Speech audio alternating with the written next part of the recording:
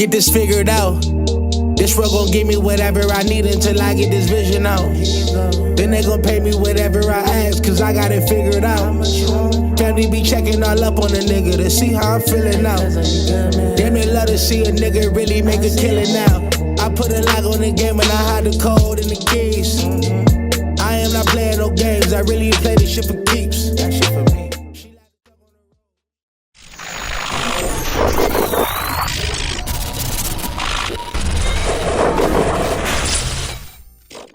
MaddenHeadz YouTube, what's going on?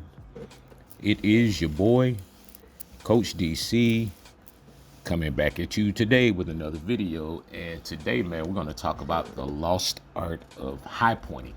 You know, high pointing, I mean, it's a thing you can do on defense as well. You know, is you see here, you know, with Moss being able to do what he does. But for the most part, it's kind of a lost art on offense, and partly to blame is the fact that, you know, we cried so much about you know, the high pass and the high ball and you know, the jumping and the aggressive catch animation. Man, yeah, I mean, people hated that, and I'm like, that was like a skill thing for the most part. I mean, if the guy's clicking on and making a catch and you can't defend it, hey, that's on you. But you know, in the midst of our crying, you know, EA of course adjusted the game, and so now, you know, we cry about RPOs where your guys just don't even respond. And so this is basically what we wanted, I suppose. You know, who wants to defend the high pass and have to click on and do anything? I'd rather just, you know, for a guy to RPO me to death. But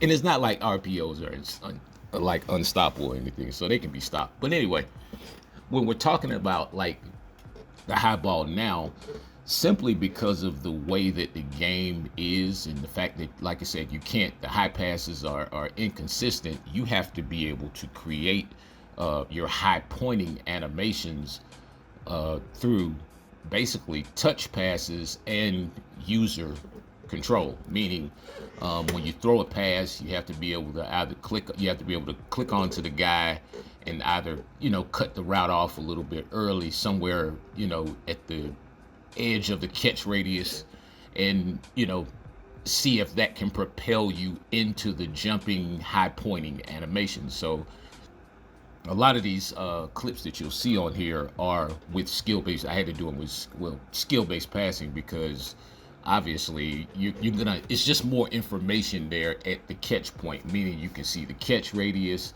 you can see the little orange circle, which really represents the stick. This is what a lot of people don't know. I've actually done several videos on this, but if you just see the orange thing, see right there, I'm on defense. So on defense, you can just see the orange. But if you're using skill-based passing, now this is not with classic. With skill-based passing, you're going to see that little white circle. You're going to see the gray catch radius, and then you're going to see the orange circle. The orange circle represents the stick placement, wherever you are moving the stick to, drifting the stick to, whatever. The gray circle is the catch radius. We all know that. The little white point on the catch radius represents the button, basically the throw. And so I just told you something there. But if you can kind of master, like I said, just cutting your routes off and getting a little bit short of the catch radius and animating before the defender, high pointing is still very effective. Even against a lot of the KO stuff, you know, because you can animate away from the KOs, you know, if you can kind of get yourself there in a good timing kind of mechanism. And so a lot of that has to do with, you know, what we talked about a couple videos ago with holding the circle or the B button, you know, when you click on. So you see me able to cut that route off right there and get a better angle, you know, kind of coming downhill a little bit. You know, if I didn't, that's probably getting picked off. And so that has a lot to do with holding circle and just being able to maneuver yourself and get yourself in a position to excuse me, animate, man. I'm telling you, I'm sorry, y'all. This pollen here in Georgia is crazy right now. But um, again, just getting yourself into position, and of course, the archetype of the player you're playing with. That's why I love playing with bigger receivers, bigger corners, taller tight ends. You know, the bigger guys obviously will give you. Uh, to me, they have a bigger catch radius in terms of high pointing, and that's simply because they're able to cover a higher range, going up, even if they're not the highest jumpers. I guess the height probably offsets the jumping ability, but if you have a taller receiver with good jumping ability, and of course you're gonna get all that. But as you see, like in most of these cases, it's requiring me to click on, and it's requiring me, boy, to get to the edge of the catch radius. I feel like if I can get to the very edge or the beginning part of the catch radius, between the ball and the defender, then I'm gonna be able to make a play. Even so, like right there, that's still high pointing. It's just the timing of it. A lot of this has to do with timing.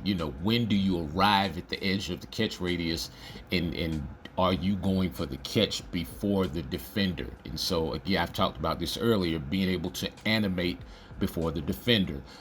That's where the R1, or the manual catch button that I've talked about so many times over the years, comes into play. And so for you new guys who get here and it's like, man, you can't do that. No, man, go back. You'll see me doing these same catches probably for the last 4 years of Madden. Just go back down the channel and just start watching videos. I mean, it's all over the place. But again, the importance of watch this. Get right to the edge of the catch radius, and again, with some players, you can extend your catch radius, which will take me into the virtual for the week, because that's what we're going to talk about, extending your catch radius. But in a lot of these cases, like I said, it's simply timing. It's arrival time, me getting to the spot before the defender, and me being able to hit the R1 and the aggressive catch button, or secure catch button, or whatever button I'm using. Trust me, a lot of these are secure catches. They just look like aggressive catches.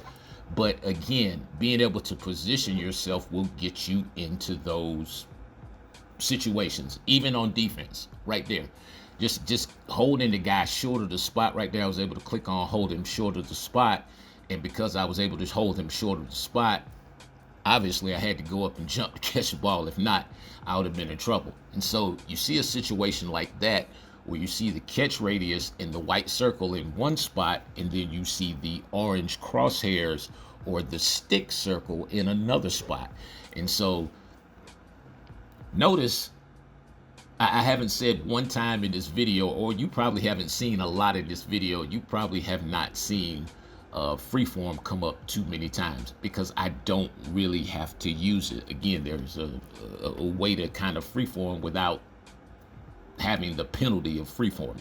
But again, understanding the catch radius, understanding the spot, you're able to see me cut these routes off, even though you see the catch radius spot in one place and you see the stick spot in another place. Yeah, I know it all gets it gets confusing after a while, but it's all, like I said, it all kind of works together in the sense that you have to get short of the spot within the catch radius. If you can get your receiver or whoever you're throwing to on the edge of the catch radius, and then time the jump with the R1, you will have a lot more success when it comes to your high point passes. I guarantee you, especially if you have, the horses to get it done. That's the reason why I don't need the fastest receivers. Give me receivers with some size, a little bit of agility and jumping ability, and the ability to hang on to the pass for the most part, and I can get it done. And so on a lot of these catches, you'll see me do the little hezzy move. And so again, that harkens back to the point of when I click on, I'm holding circle. I'm talking PlayStation here, so that'll be B for Xbox. But I'm holding circle. If you just hit circle, yeah, you're losing something a little bit in terms of control. And so you guys see me able to swerve, do these subtle swerves and all that stuff. And all that is me slowing myself down and trying to sync myself to the arrival time of the ball so that I can animate the way that I want to. Is kind of my version of controlling my animations. I know if I can get to a particular spot at the time that the ball arrives, I know that I'm able to, I should be able to elevate in most cases. A lot of times, yeah, Madden will get tired of you, and Madden's like, no.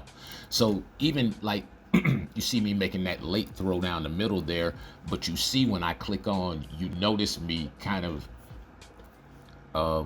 cut off and kind of stack off the safety right there, just positioning myself in between the safety and the ball. And so that allows me to go up and make the play. A lot of times you see the little double hezzy right there, and all that is me controlling L2 and R2 and holding circle, or B on Xbox.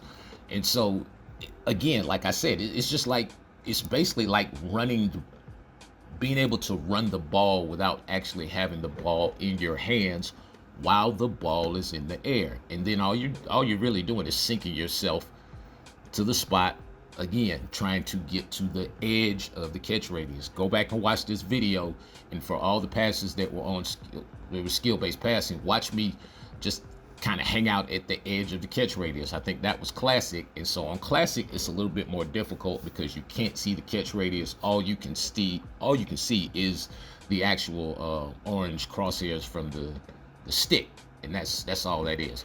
But defensively, again, it's the same thing. So that's me on defense right there, high pointing a SWAT in a direction.